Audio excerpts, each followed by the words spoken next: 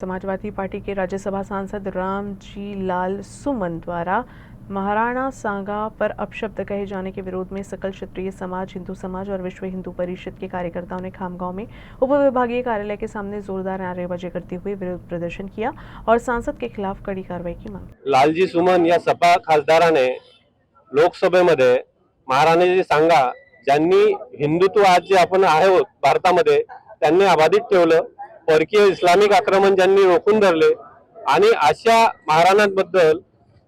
लालजी सुमन या सपा खासदाराने अतिशय खालच्या पातळीवर जाऊन टीका केलेली व त्यांचा घोर अपमान केलेला आहे।